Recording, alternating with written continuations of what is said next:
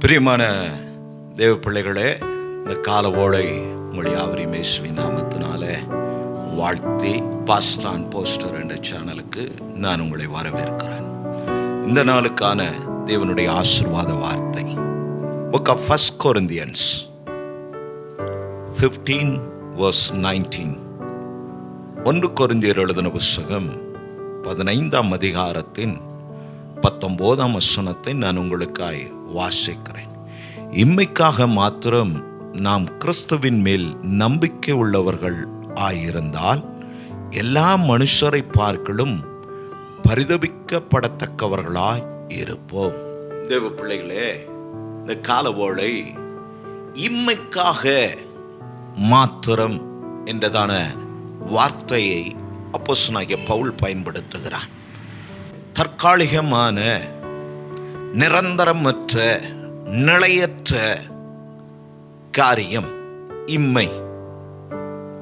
இவ்வேளைக்கான இந்த ஜீவனுக்காக, சரீர சுகத்திற்காக, இல்லை வாழ்வாதாரத்திற்காக, நல்ல வேலைக்காக, திருமணத்திற்காக, பிள்ளைக்காக, படிப்புக்காக, வீட்டுக்காக, நல்ல வாகனத்துக்காக, பிள்ளைகளின் பிள்ளைகளுக்காக என்று சொல்லி நாம் சொல்லிக்கொண்டே போகலாம். இப்படி இம்மைக்கான வாழ்வுக்காக நாம் கிறிஸ்துவை பின்பற்றுகிறவர்களாய் இருப்போமானால் நாம் பரிதபிக்கப்படத்தக்கவர்கள். அப்படியானால் இவ்வார்த்தைகள், இந்த பரிசுத்த வேதாகமத்தின் வார்த்தைகள் ஒவ்வொன்றொன்றும் இவ்வுலக மக்களுக்கானது அல்ல, சபைக்கானது. அன்றும் அப்படிதான், இன்றும் அப்படிதான், நாளையும் அவர் அப்படிதான். அவர் மாறாதவர். கிருபையின் காலம், கிறிஸ்துவின் இரத்தம் பூமியில் சிந்தப்பட்டபடினாலே பழைய ஏற்பாட்டு ஜனங்கள் தேவ கோபத்துக்கு ஆளானது போல் இன்று சபையும் தேவ ஊழியர்களும் ஆளாவதில்லை. காரணம், அவருடைய இரத்தம் இங்கே பரிந்து பேசுகிறது. ஆனா கடைசி ஜட்ஜ்மெண்ட் டே வைத்திருக்கிறார். நாம் அறிந்ததே, அவருக்கானவர்களை அவர் பிரித்தெடுக்கிறார். இந்த சபையிலே வெள்ளாடுகளும் செம்மறியாடுகளும் இருக்கிறது. குணங்கள் வேறே, ஆடு ஒன்றுதான், குணங்கள் வேறே. ஒன்று மெய்ப்பனை மாத்திரம் பின்பற்றுகிறது, இன்னொன்று மெய்ப்படுத்தத்தை அறியும், கீழ்ப்படியும், கூப்பிட்டா வரும், மெய்ப்பனோட இருக்கும். ஆனா தன் இஷ்டப்படி நடக்கிற, தன் பார்வைக்கு ஏதாகிலும் ஒன்று காணப்படுமானால் அதை போய் சாப்பிடுகிற கள்ளத்தனமான வேலைகள் நிறைய அந்த வெள்ளாட்டனுடைய கேரக்டர்ல இருக்கும். சோத்ரம். அப்போ அவர் பிரித்தெடுக்கிறார். சபையிலே தான் இது நடக்க போகிற சம்பவம். இப்பொழுது ஒன்றும் தெரியாது. அதனாலதான் இந்த வார்த்தைகள். நான் தினமும் ஒரு தேவனுடைய ஆசீர்வாத வார்த்தையை நான் உங்களுக்கு கொண்டு வருகிறேன். முதல்ல எனக்கு, என் சபைக்கு, மற்ற ஜனத்திற்கு. நேகர் ஃபோன் பண்ணும்போது சொல்றீங்க, ஃபோன் பண்ணி சொல்றீங்க, மெசேஜில் சொல்லியிருக்கீங்க, மிகுந்த ஆசீர்வாதமாக இருக்கிறது உங்களுடைய ஜபமும் அந்த வேத வாசிப்பும் சில தியானங்களும்.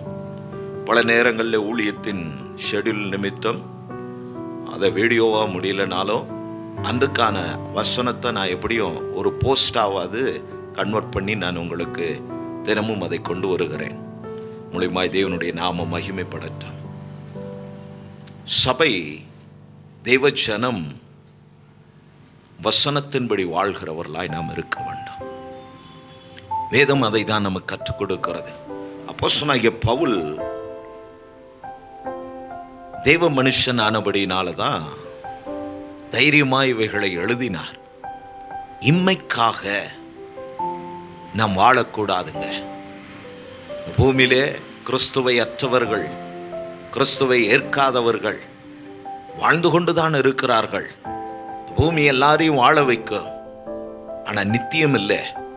ஒரு மனிதனுடைய மரண நேரத்தில் தான் அவனுக்கு தெரியும் அவனுக்குள் இன்னொருவன் உண்டு என்பது. அவனுடைய ஆத்மா போராடுகிறதை அப்பொழுதுதான் நாம் உணர முடியும். பல நேரங்களில் சாணம் பெற்று ரட்சிக்கப்பட்டு தங்கள் ஜீவனை விடுவதற்கு போராடுவார்கள். சிலர் உணர்ந்து இந்த கடைசி நிமிடங்களில் மனம் அருந்தி தன் தவறுக்காக யாரிடத்திலெல்லாம் தப்பிதம் செய்தார்களோ எல்லாரிடத்திலும் அதற்கான வருத்தத்தை மன்னிப்பை கேட்டு பூரணப்பட்டு ராஜ்யத்தில் பிரவேசிக்கிறவர்கள் உண்டு. நாம் கவனித்திருப்போம். பல இடங்கள்ல இறந்த ஆத்துமாக்கள் இளைப்பாற இடமில்லாமல் இளைப்பாறுதலுக்குள் பிரவேசிக்க முடியாமல் அலைந்து தெரிகிற எத்தனையோ துர் ஆத்துமாக்கள் என்று நாம் சொல்லுகிறோம். இதில் பெந்தெக்கோஸ்தே விசுவாசிகளும் உண்டு. பவுல் அதனால தான் எழுதுகிறான், இந்த உலகத்துக்கான கிறிஸ்தவ வாழ்க்கை வாழ்வாயானால் நீ பரிதவிக்கப்படத்தக்கவன். நாம் கிறிஸ்துவை பின்பற்றுவோம். கிறிஸ்து அதை தான் நமக்கு சொன்னார். முதலாவது தேவனுடைய ராஜ்யத்தை தேடுங்கள், அப்பொழுது இந்த பூமியின் வாழ்வுக்கானதெல்லாம் உங்களுக்கு கொடுக்கப்படும். இன்று தேவராஜ்யத்தை தேடுவதே இந்த பொருளுக்கான காட்சிகளாய் மாறிப்போனது. எந்த ஊழியரை நான் குற்றப்படுத்த விரும்பவில்லை. அவரவருடைய பிழைப்புக்கான உபதேசங்கள் இன்று பெருகி இருக்கிறது. நான் ரட்சிக்கப்பட்ட, நான் ஊழியத்துக்கு வந்தேன், நான் கார் வாங்கிட்டேன், நான் வீடு வாங்கிட்டேன், நான் வீட்டை கட்டிட்டேன், அதை பண்ணிட்டேன், இதை பண்ணிட்டேன். ஊழியர்களே தங்களுக்கு பிறக்காத பேரப்பிள்ளைகளுக்கு சொத்து சேர்த்து வைத்திருக்கிற எத்தனையோ ஊழியர்களுடைய பட்டியல் இருக்கிறது. ஏன் நான் இதை சொல்லுகிறேன் என்றால், ஏற்கனவே நான் உங்களுக்கு என்னை அறிமுகப்படுத்தி இருக்கிறேன். பெந்தெக்கோஸ்தே ஊழியத்தின் நான் 3ஆம் சந்ததி. 1923 என்னுடைய தாத்தா இந்த ஊழியத்தை தென் தமிழகத்திலே அதை துவங்கினார்.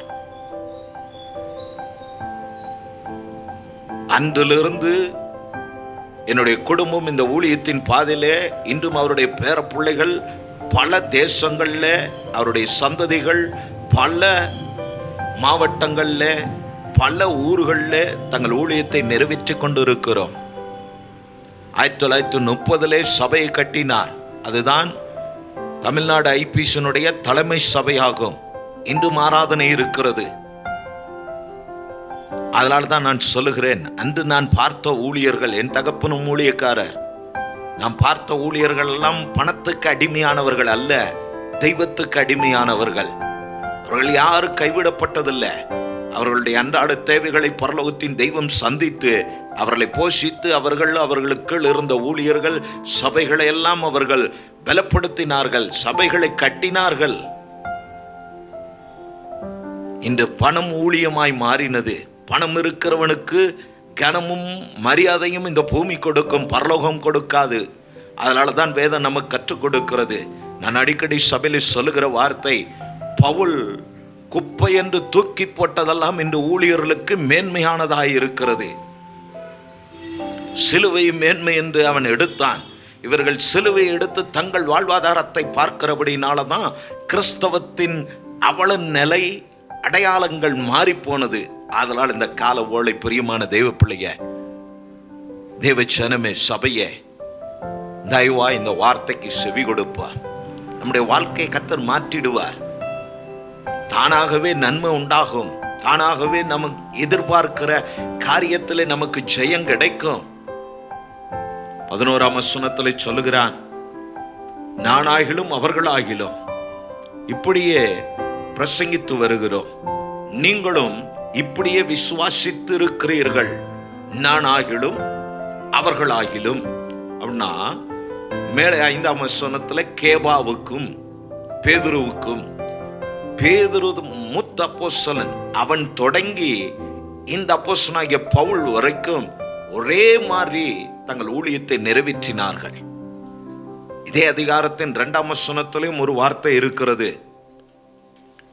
அதை நான் உங்களுக்காய் ஒன்று வாசிக்க விரும்புகிறேன். நான் உங்களுக்கு பிரசங்கிக்கிற பிரகாரமாய் நீங்கள் அதை கை கொண்டு இருந்தால் அதனாலே நீங்கள் ரட்சிக்கப்படுவீர்கள். மற்றபடி உங்கள் விசுவாசம் விருதாவாயிருக்குமே. நான் உங்களுக்கு, உங்கள் ஊழியர்கள், இந்த வேத சத்தியத்தின்படி உங்களுக்கு பிரசங்கிக்கப்பட்ட அந்த பிரசங்கம், அந்த சுவிசேஷத்திற்கு நீங்கள் செவி கொடுத்து அதன்படி நடந்து கொண்டு வந்தால், இப்பொழுதும் உங்கள் வாழ்க்கை ஆதி விசுவாச அன்பிலே இருக்குமானால் நீங்கள் ரட்சிக்கப்பட்டவர்கள், ரட்சிக்கப்படுவீர்கள் என்று சொல்லுகிறார். நாம் ரட்சிக்கப்பட்டோம் என்று சொல்லுகிறோம், ரட்சிக்கப்படலைங்க, ரட்சிக்கப்பட்டு கொண்டே இருக்கிறோம். பூர்ணமடையும் போது நித்தியத்தில் பிரவேசித்து விடுவோம். இந்த தெளிவு நமக்கு உண்டாகட்டும். உங்கள் போராட்டங்களையும் உங்கள் சூழ்நிலைகளையும் பார்த்து சோர்ந்து போய் அமர்ந்திருக்கிற தெய்வ பிள்ளைய, இதல்ல நம்முடைய வாழ்க்கை. கிறிஸ்துவின் ராஜ்யம் நிலையானது. நம்முடைய ஜீவன், இந்த ஆத்துமா அவருக்கானது. அதனாலதான் ஞானி சொன்னான், வானத்துக்கு கீழே எல்லாம் மாயை, அப்போ வானத்துக்கு மேலே நிஜம் இருக்கிறது. அதை உணர்ந்து கொண்டு இந்த கால வேளை இம்மைக்காக அல்ல, நித்தியத்துக்காய் கர்த்தரை தேடுவோம், அதற்காய் ஜெபிப்போம், அதற்காய் பிள்ளைகளுக்கு மறு சந்ததி கர்த்தருடைய வருகை பிந்துமானால் இப்படிப்பட்ட உபதேசங்களுக்கு, இப்படிப்பட்ட சாட்சிகளுக்கு மாதிரி உள்ளவர்களாய், சாட்சி உள்ளவர்களாய், தைரியமாய் கர்த்தருடைய நாமத்தினால் நின்று செயல்பட கர்த்தர் கிருபை அருளட்டும். இந்த கால வேளை உங்களுடைய சூழ்நிலை ஏதுவானாலும் இம்மைக்காக நாம் கிறிஸ்தவ வாழ்க்கை வாழாமல் நித்தியத்திற்காக நாம் பெற்றுக்கொண்டதை ரட்சிப்பு பூர்ணப்படுவதற்காக இந்த கிறிஸ்தவ வாழ்க்கையை நாம் தொடருவோம். இந்த நாள் உங்களுக்கு ஒரு ஆசீர்வாதத்தின் நாளாய் இருப்பதாக. கண்களை மூடி நாம் ஜெபிப்போம். நல்ல பிதாவே, இந்த வேளைக்காய் ஸ்தோத்திரம்.